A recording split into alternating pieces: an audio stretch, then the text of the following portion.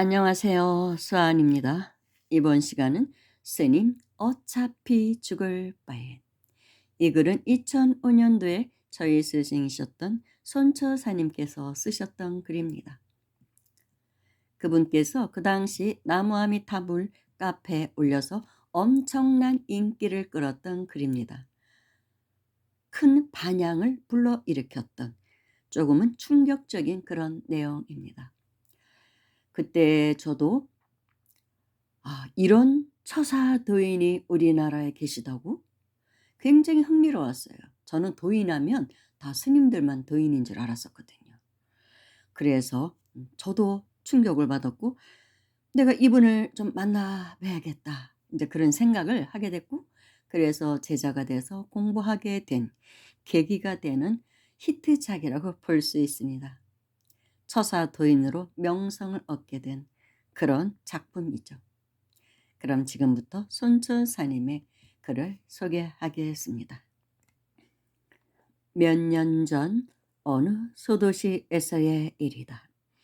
어느 날 길을 가다가 우연히 몇 년 만에 신분 있는 스님을 만나게 된다. 이 스님은 어느 유명한 절의 둘째 상자 스님인데 참으로 지독실이 정진하는 스님이라 평소에도 존경하고 있었다. 스님은 또 한 분의 스님과 동행을 하고 있어 사형되는 스님이라고 소개를 하며 서로 간에 인사를 나눈다. 사형되는 스님은 우리나라 명문 S대 법대를 졸업하여 세속의 일들이 부질없다 생각하여 출가를 하시었단다. 부처님의 제자가 되어 열심히 정진 중에 있는데 얼마 전 병을 얻어 오늘도 대도시의 큰 병원에 가는 길인데 병원에서는 별 신통한 대답이 없는 모양이다. 간암. 요즘 같으면 의술이 발달하여 치료가 가능하지만 그 당시엔 절망적이었다. 사형되시는 스님의 얼굴은 검게 변해 있어 몸의 상태가 매우 안 좋은 상태인 것 같았다. 내가 머물던 처소에 들러 차나 한잔하고 가시라고 권하자 둘째 상자 스님께서 그렇지 않아도 사형 스님께서 몸이 너무 피곤한 것 같아 쉬어갔으면 좋겠다며 내가 머물던 처소에 오게 된다. 차를 마시며 이야기를 들어보니 사형되시는 스님의 건강 상태는 매우 악화된 상태인 것 같았다. 그 당시 나는 한참 까불락거릴 때라 스님께 한마디 염장을 찔러본다. 어째 스님께서 부처님께 의지하지 않고 병원 의사께 몸을 맡기시냐고. 물론 의술도 부처님의 법이겠지만 여기선 스님의 마음에 머물 자리를 이야기하는 것이다. 스님 두 분의 얼굴 안색이 틀려지는 걸 보니 불난집에 부채질하는 꼴이다. 둘째 상자 스님께서 매우 심기가 불편하신 듯 아무리 일체 유심조라 하지만 몸이 성해야 부처님 법 공부를 할 수 있다고. 인간 몸 받기가 얼마나 어려운데 몸이 아프면 당연히 병원에 가는 것이 아니냐 한다. 물론 병원에서 치료받는 것도 중요하지만 보왕산매론을 들먹이며 반박을 해본다. 보왕산매론에 이르기를 몸에 병 없기를 바라지 마라.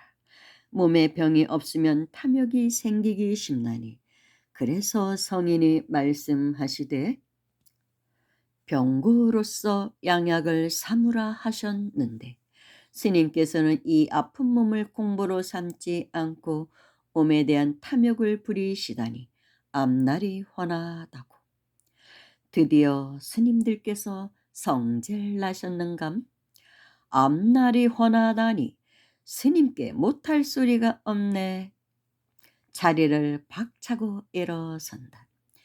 에그그 요놈의 주둥이가 또 까불락거려. 쯔쯔.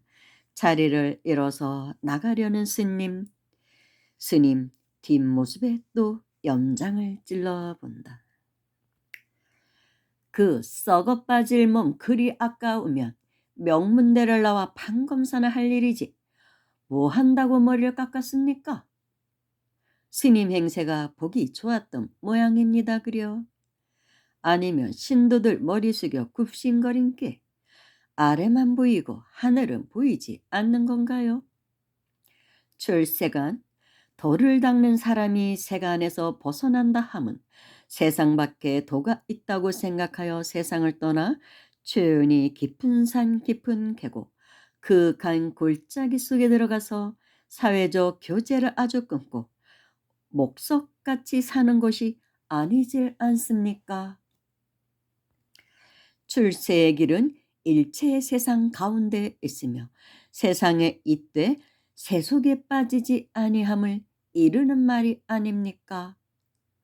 그래, 세간을 버렸으면 병원에 뭐 한다고 갑니까? 산속에 들어갔으면 몸뚱이를 가지고 마음 공부나 할 일이지 하고 아주 심한 말들을 토해낸다. 사실 염장이 아프다고 하니 염장을 찔러본 격이다. 돌아서 나가려던 스님들께서 어이가 없으신지 뒤를 돌아보며 구업을 짓지 마시오 한다. 이에 부처님 법일랑 도둑질 하지 말고 사소. 머리 깎은 부처님의 형상을 나는 본 적이 없으니까 하고 응수하며 나무 아미타불 관세음보살하고 합장을 한다. 스님의 병을 낫게 하고자 하는 방편이었음에 오해 없으시게. 돌아서 나가려던 발걸음을 멈춘 스님들께서 무언가 낌새를 알아차리셨는감 다시 자리로 돌아온다.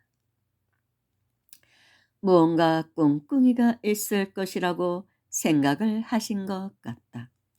둘째 상자 스님께서는 노스님과 나의 별난 토굴 생활을 익히 아는지라 분명 무언가 있을 것 같다며 사형 스님을 달래어 자리에 다시 앉아 노스님께서는 몸이 아플 때 어떻게 하셨는지 묻는다. 이에 대답은 하지 않고 기왕에 다시 오셨으니 무얼 대접하고 싶은데 드시고 싶은 게 없느냐고 물어본다. 몸이 아프신 스님께서 겸연쩍어 하시며 떡이 먹고 싶다고 하신다. 잠시 기다리라고 하곤 시장에 나가 떡을 한 보따리 사온다. 스님들께서 무슨 떡을 이렇게 많이 사왔냐며 이 많은 것을 어떻게 먹으려고 한다. 그리고는 몇 절음을 잡수시고는 질린다며 더 이상 못 먹겠다고 한다. 나는 노 스님과 토굴 생활 때 일을 이야기해 본다. 어느 해인가 노 스님과의 생활 때 전국적으로 독감 바람이 불어 한참 곤욕을 치를 때였다. 토굴에도 여지없이 독감이 찾아와 노 스님도 이 몸도 콜록콜록하며 눈물 콧물이 쉴 새 없이 흘렀다. 며칠을 독감에 시달리다 보니 시봉 스님께서는 도저히 안 되겠는지 산을 내려가 약을 사오겠다며 노 스님께 아랜다. 잘 다녀오라고 할 줄 알았던 노 스님의 입에서 기가 막힌 고함 소리가 난다. 누굴 죽이려고 약을 사와? 부처님께서 그만큼 살생하지 말라 했는데 약을 사와 어떻게 하자는 거야? 못난 사람 같으니라고. 시봉 스님과 나는 어이가 없어 멍하니 노 스님의 얼굴만 쳐다본다. 도통 이해가 가지 않아 엉거주춤 서 있는 시봉 스님께 살생하지 말고 자비를 베풀어. 병균들이라 분별하지 말어. 이름이 병균이지 나나 너희들이나 다를 게 없어. 살려고 바둥대는 우리네 인생과 다를 게 없다는 게야. 그런께 지들도 먹고 살아야 할 게 아니요. 걸럭걸럭. 먹고 싶을 때 실컷 먹여봐. 질려서 못 먹어. 이 육신의 고기가 내 것이라 탐착할수록 육질이 연하여 고기가 더 맛있는 거요. 그래서 그네들은 더 뺏어 먹으려고 설치고 컬럭컬럭. 그런께 쓸데없는 망상 부리지 말고 이보다 더 좋은 공부가 없은께 이리 들어와 가보자 하고 앉아. 이 몸 나의 것이 아니니 부처님 세계에 모두 바친다고 하고 마음속으로 나무 아미탑을 해봐 하신다. 약을 먹지 않고 에라이 본래 내 것이 없는디 실컷 먹어라 하고 염불만 한 지 10여 일이 지난 뒤 어느 사이에 독감은 사라지고 없었다. 또 어느 여름철엔 산속에 모기가 너무 많아 모기 살충제를 사들고 갔다가 혼쭐이 난다. 모기들에게 몸보시 안 한다고. 이 모기들 역시 피맛이 없는지 며칠 후부터는 달려들지 않는 체험을 하게 된다. 요즘도 몸이 아플 때도 있지만 약을 먹지 않는다. 쓰레기 매립장에서 일을 할 때도 온몸에 피부병이 번지 어찌만 약을 먹지도 바르지도 않고 오로지 염불을 하며 실컷 먹고 놀다 가라고 했더니 며칠 가지 않아 피부병은 말끔히 낫곤 했다. 토굴에서의 이야기를 전해주며 조금 전 스님이 떡이 먹고 싶다고 하여 맛있는 떡을 감질나게 드리지 않고 한 보따리를 내밀었을 때 스님이 질려서 몇 절은 못 드신 것과 같이 몸이 아프신 스님도 병균들에게 감질나게 고기 맛을 보이지 말고 실컷 먹어라 한번 보시를 해보라고. 그러면 병균들 질려서 고기 맛이 없어 사라질 게 아니냐고. 스님께서 어이가 없으신지 대답은 하지 않고 허참 허참 허참만 연석이다. 그날 스님과의 대화가 5시간 넘게 했는 것 같다. 그러나 머리 기른 사람의 말이라 별로 달갑게 들리지 않는 모양이다. 사상, 즉 아상, 인상, 중생상, 수자상이 무너지는 곳에 무의도가 이루어진다고 하듯이 내가 스님인데 하는 중생심을 여의시고 머리 기른 사람의 말이라 가볍게 듣지 마시옵고 이래도 죽고 저래도 죽고 어차피 죽을 바엔 몸보시나 하시라고. 육바라밀의 행을 부처님의 말씀에 의거하여 실천하실 기회가 왔다고 마음을 돌려보시라고 또다시 권해본다.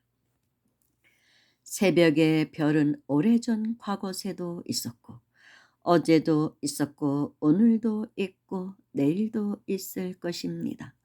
새별은 여여히 존재하였을 뿐 어떤 가르침도 주지 않았는데 부처님께서는 새벽의 별을 보시고 마음을 깨치듯이 세상의 진리는 여여할 뿐 어떤 가르침도 없지 않느냐며 내 마음이 어떻게 보느냐에 따라 모든 경계가 틀려 보이듯이 이 사람의 말이 껄끄럽더라도 깊이 관하여 부처님의 제자답게 한번 크게 버려보는 것이 어떠하냐며 재차 권해본다.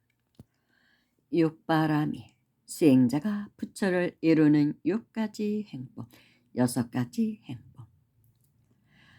보시, 배품의 행, 지게는 질서를 지키는 행, 인욕은 화합의 행, 정진은 힘써 노력하는 행, 선정은 마음을 가다듬는 행, 지혜는 바르게 관찰하는 행, 육바라밀 중 보시가 제일 으뜸이라.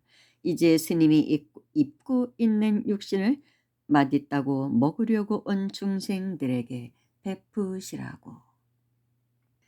인색하고 탐내는 것은 선한 길을 막고 자비를 베푸는 것은 악한 길을 막는다 하오니 병균들에게 자비를 베풀어 보라고.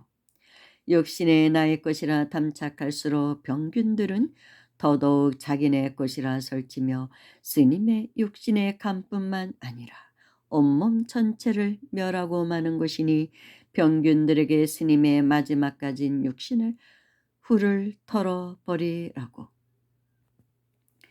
둘째 상자 스님께서도 거둔다. 수행자로서 이것도 좋은 수행인 것 같다며 함께 토굴에 가서 죽기로 마음을 정하고 부처님께 모든 것을 맡겨버리자고. 몸이 아프신 스님은 석세 일들이 부질없음을 알고 세속의 부귀와 명예를 버리고 출가를 하였듯이 이 한 몸 부질없는 한 물질이라 이래도 흩어지고 저래도 흩어지니 모든 것을 부처님께 바치기로 하고 정진하시겠다며 둘째 상자 스님의 토굴이 있는 곳을 향하여 발걸음을 옮기신다. 둘째 상자 스님의 토굴은 어느 산꼭대기 깊은 곳, 인적이 드문 곳에 있다. 나뭇가지와 가마니 등으로 토굴을 지어 요즘 신식의 토굴과는 다르다. 그곳에서 스님들은 곡기를 끊고 토굴 옆에 바위 틈에서 흘러나오는 물만 마시며 수행을 하였다고 한다. 서너 달이 지났을 무렵 두 분의 스님께서 저소를 방문하셨다. 몸이 아픈 스님은 얼굴빛이 매우 좋아 보였다. 얼굴에서 광택이 난다고 해야 하나 정말 아주 맑은 얼굴 모습에 놀라고 말았다. 몸이 이상하리 가볍고 아마도 병이 나은 것 같아 금병원에 진찰을 받으러 가 본단다. 다음 날 병원을 다녀오신 스님. 병원의 진찰 결과 암적 존재들이 말끔히 사라지고 없다고 하더란다. 육바람일 어느 날 부처님과 천인이 다음과 같이 개성으로 문답하셨다. 어떤 것이 드는 칼이며 어떤 것이 독한 약이며 어떤 것이 타는 불이며 어떤 것이 어두움입니까?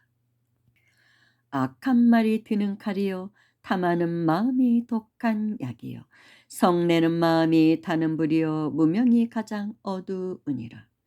어떤 사람이 이익을 얻으며 어떤 사람이 손해를 당하며 어떤 갑옷이 가장 굳으며 어떤 칼이 가장 잘 듭니까? 보시하는 자가 이익을 얻고 보시받는 자가 손해를 본다. 인욕이 제일 굳은 갑옷이며 지혜가 제일 잘 드는 칼이니라. 나무아미타불 관세음보살, 나무아미타불 관세음보살, 나무아미타불 관세음보살. 참 감동스러운 법문이죠. 제가 감히 따라갈 수 없는 그런 경지죠. 제가 그래서 저희 스승님 저에게도 약을 못 먹겠습니다. 그런데 좀 쉽지 않더라고요. 제가 아직 이런 상근기가 되지를 않기 때문에. 그래도 뭐 그 이후로는 옛날만큼 많이 먹지는 않습니다. 많이 좀 줄이긴 했죠. 제가 주로 먹는 것은 몸살, 감기 그래요. 아무튼 그 약조차 먹지 않았으면 좋겠다고 하셨습니다. 사실 제가 따라갈 수 없는 근기죠. 그런 것 같아요. 그러니 처사도인으로서 명성을 얻을 만한 그런 사람이었다고 볼 수 있습니다. 감사합니다.